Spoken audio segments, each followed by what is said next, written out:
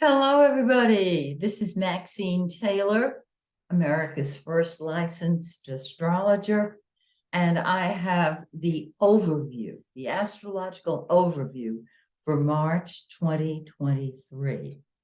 Couple of announcements some of you may be interested in. I want to say probably 2 weeks, my latest book, it's in the cards. It will not have this across the front. It's in the cards, will be available on Amazon. This is a book in which I honor my dear friend, Carolyn Dodson. She is no longer with us. She created a following based on astrological card reading. Toward the end of her life, she let go of astrology and the card reading to become a famous artist. So she gave, not that there was anything to give, but she gave it to me. And so I have included information, the information that she wrote in her original card reading book, in this book. And then I've added my 2 cents worth, a little after the halfway mark. I think that those of you who have always wanted a fast way of getting a clear answer on what's going on in your life or anybody else's, I think that this book was written for you. It's simple, it's easy. I've given examples, so has Carolyn. I think you'll enjoy it very much. You do not have to be an astrologer to get anything out of this book, because it says it's a simplified card reading method based on astrology. So if you know nothing about astrology, don't worry. If you've got a deck of playing cards, gin rummy cards, you're ready for this book. Okay. I'm still teaching astrology. The intermediate class is going to start, let's see, in 3 days. If you are watching this now and you want to learn how to interpret a birth chart, I'm going to give detailed information that will carry you forward, whether you're going to use astrology as a hobby or if you would like to practice astrology. And I don't think that's about it. So let me tell you about what's going on astrologically in March. This is a really big month. First of all, I'm going to start with each of the planets separately and then go into the big news, okay? I'm going to start with the full moon. The full moon, as you know, is when things come to a head and pop. The full moon is March 7th. Now, hold that date in mind, because when I'm finished, I'm going to tell you why it is so important. Not only because things come to a head on the full moon, and we feel the full moon usually a couple of days before it occurs. It's kind of like your body tenses up, like a violin string that you're tightening and tightening, or a guitar string, okay? And then on the full moon, you give it one more twist, just a little too much, and it pops. But that's a good thing, because what it does is brings that area of life where the full moon occurs to life, to fruition. So this particular full moon is in 16 degrees, 40 minutes of Virgo. It's going to be March 7th, as I mentioned. Find 16 degrees in your birth chart, because this is the area that's going to go pop. Then 2 weeks later, as you know, the moon is waning. And 2 weeks later, just before the new moon, which is when energy picks up again, we are in what is called the dark of the moon. It usually lasts about 2 days. In fact, if you look to the heavens, you can't see the moon.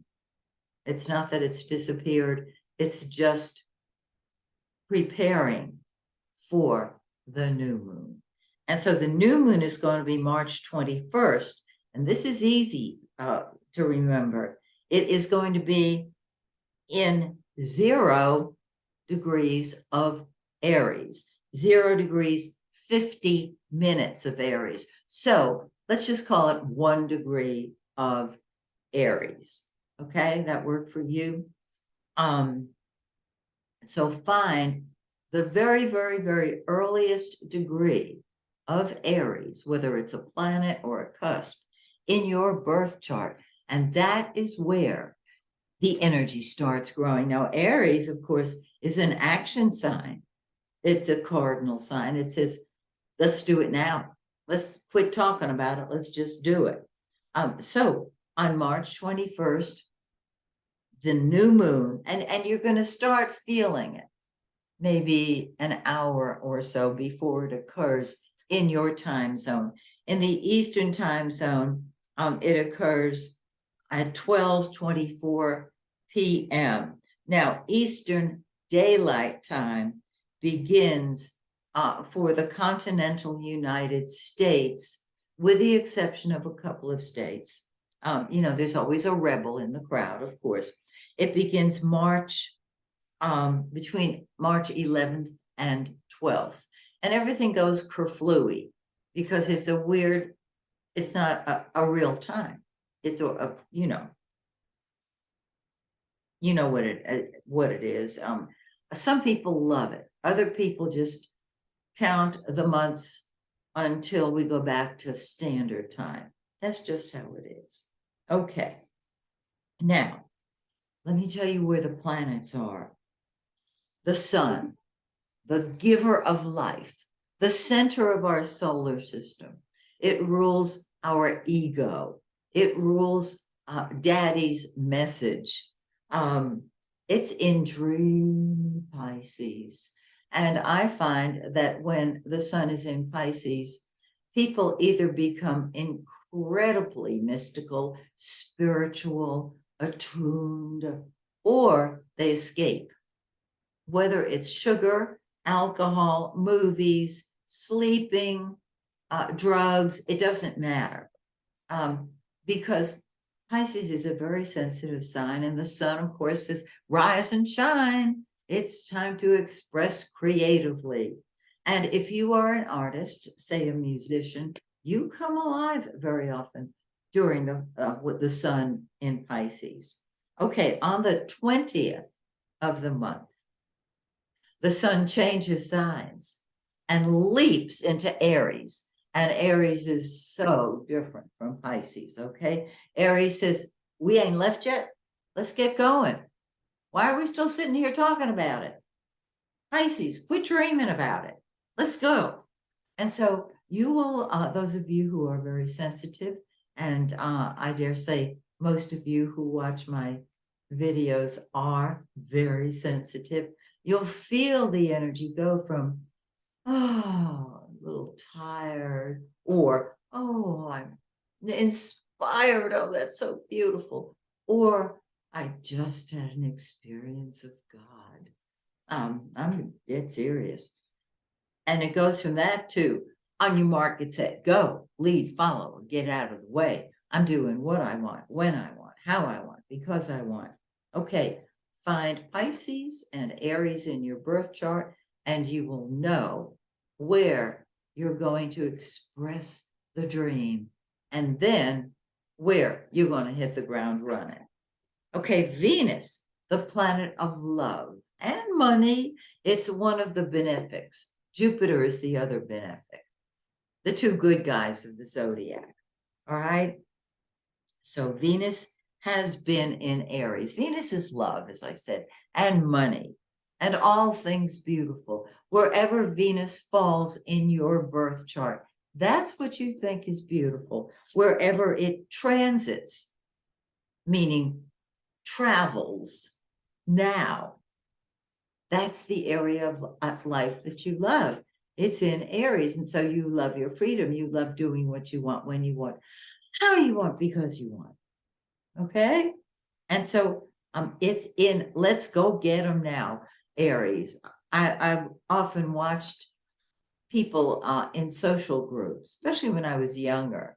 And you could tell people who had Aries strong in their chart. Some signs would see somebody across the room and go, oh, I'd love to meet them. Aries would bird dog it and race over to it. You know what I'm saying? I love it. Now, on the 16th of March, Venus goes into, let's talk about it over a latte, Taurus.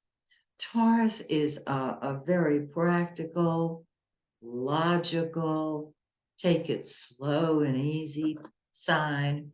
It's Taurus the bull. And you might say, oh, bull, a charging bull. You know what it takes to make a bull charge? They got to send in the picador, the thisador, the thatador, and then the matador comes in and makes the coup de grace. Taurus is a very placid sign who enjoys the pleasures of life. And with Venus, which rules Taurus in its own sign, prepare food, prepare parties, make your office visits around social opportunities. In other words, have fun with it and be sure you serve something to eat and drink. Okay, Mercury, the planet of communication, correspondence, transportation. It rules our mouth and our minds. It has been in Aquarius.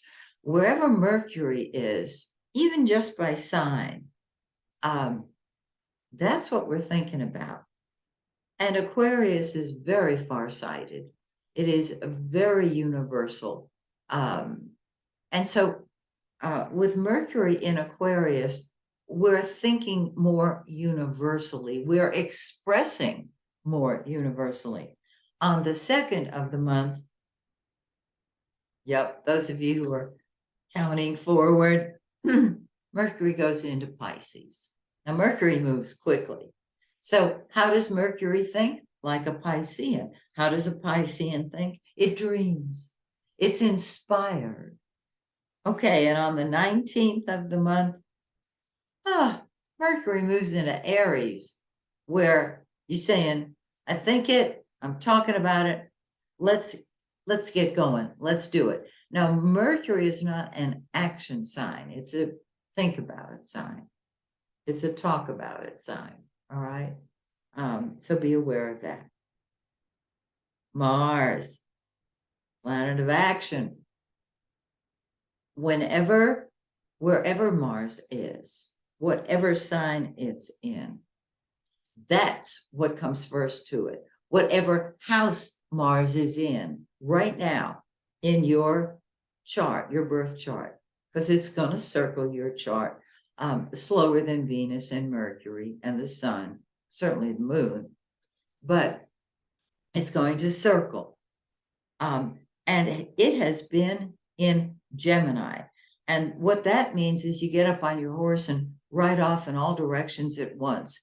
My Gemini friends, we have been multitasking like crazy ever since Mars has been in Mercury. Well, on the 25th, Mars moves into, I want to stay home and be with my family, Cancer.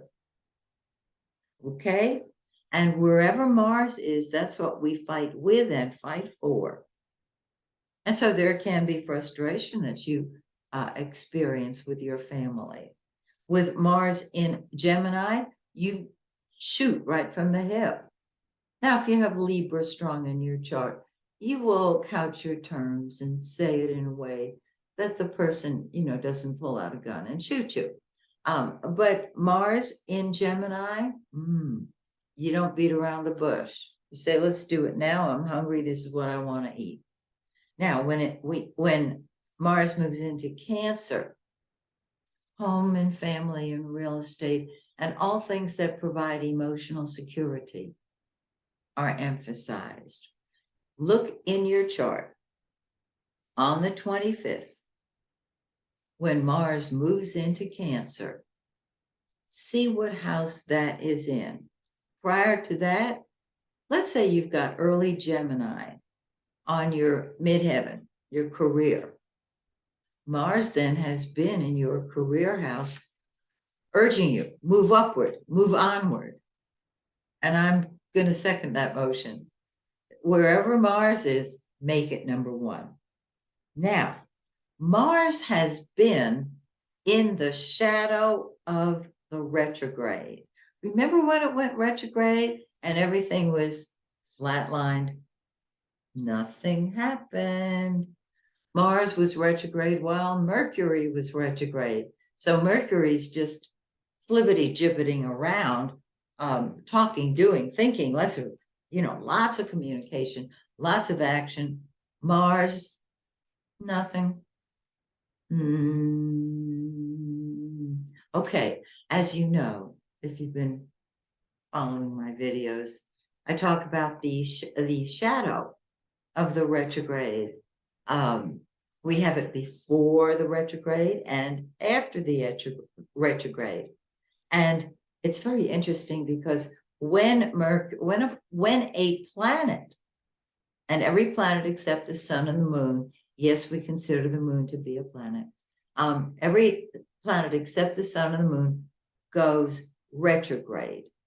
And planets like Neptune, Uranus, and Pluto are, retrograde half the time and in the shadow the rest of the time.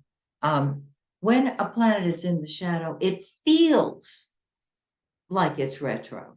It's not, but it feels that way. With the slow-moving planets, as I said, they are either retrograde or in the shadow beginning, but prior to the retrograde and after, the prequel and the sequel.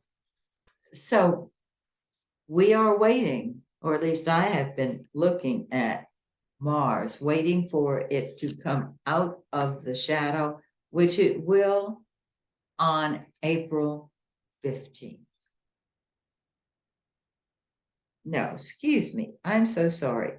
March 15th. I'm trying to read my own handwriting. Those of you who know me know that you can't read my handwriting, and neither can I. It leaves the shadow between the 14th and the 15th. All right. Now, during this month, what is so important to know, and this makes March 2023 a standout month. Saturn, the planet, now traditionally, a lot of astrologers still use this, I'm sorry to say. Saturn is, and these are not my words, this is what is going around, has been. Saturn is sorrow, sadness, obligation, and restriction. Oh, lovely. I think of Saturn as responsibility, meaning respond to your ability as a leader. Saturn's the leader, the traditional leader. It's old-time religion. It's it's your bloodline, it's your heritage, it's what your cultural background is. It's the should and ought to messages from the elders in your family. If you have my book, Hidden Messages in Your Birth Chart, you know about how I've written up Saturn. Okay, Saturn is going to go from Aquarius into Pisces on the 7th. What do we have on the 7th? The full moon. Okay. It's very, very interesting that they should occur at the very same time. Saturn is reality. Saturn is respondiorability. When it moves, now, when it moves into Pisces, the dreamer, the idealist, the creative force, Pisces also rules escapes of all times. Alcohol, nicotine, caffeine, drugs, make believe. It deals with smoke.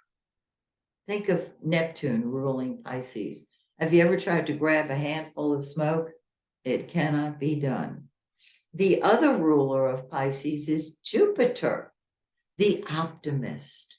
So we have Saturn, which is contraction, and Jupiter, which is expansion. And Saturn will stay in Pisces for 2.5 years. Saturn is man's law.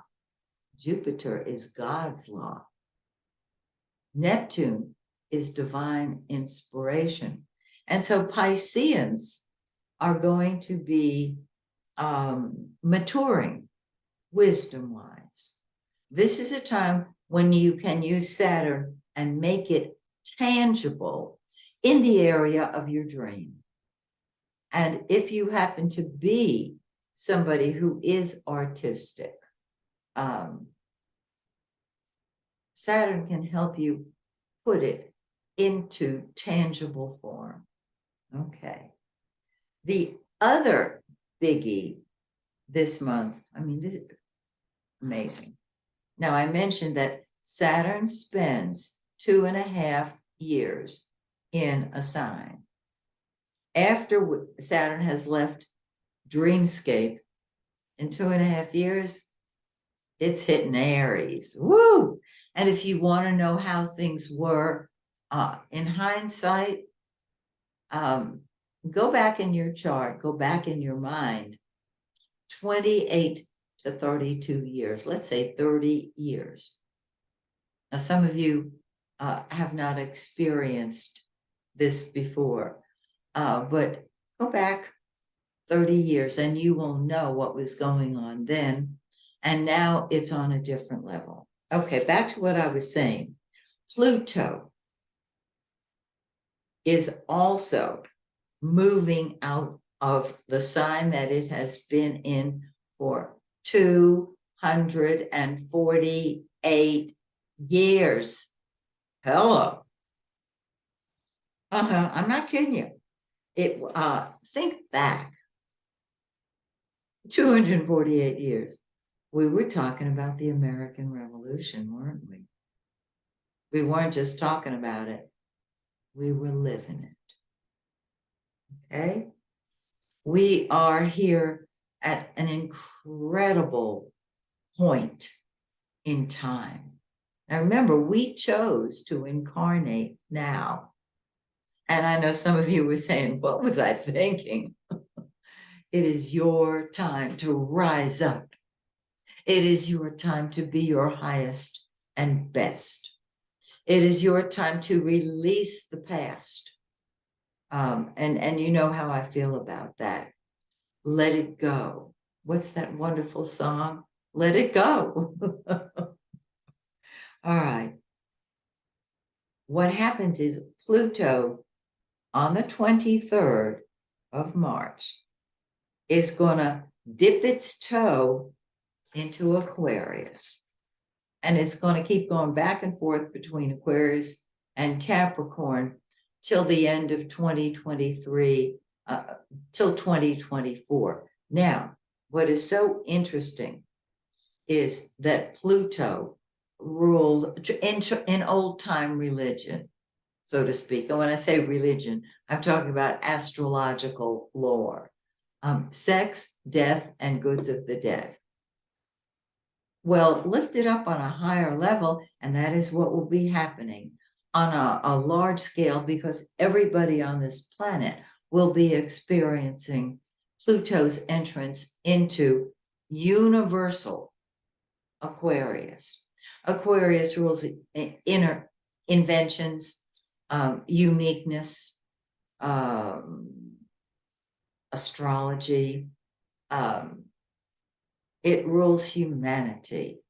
And with Pluto, and we've been seeing this, we've been seeing Pluto preparing on our planet.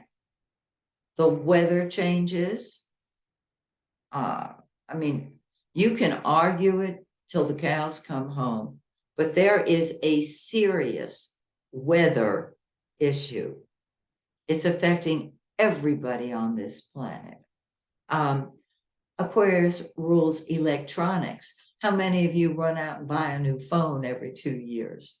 The inventions that we're going to be experiencing are amazing. We have seen it. We have seen Pluto in Aquarius in the new sexual identifications that are stepping forward. LGBTQ is the beginning.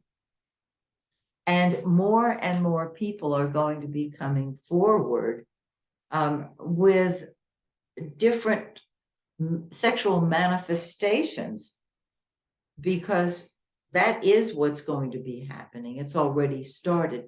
Remember, we have been in the dawn of the age of Aquarius, and now it is really big time. Pluto is out with the old, in with the new. There are no half measures with Pluto. Wherever Pluto is in your chart, and right now it's in the end of Capricorn, 28, 29 degrees of Capricorn. On the 23rd, it's going to be in 0 of Aquarius. Artificial intelligence, absolutely. Space travel, absolutely. Remember, this is going to last for 248 years. I was trying to wrap my head around, trying to imagine what it will bring. It will transform humanity.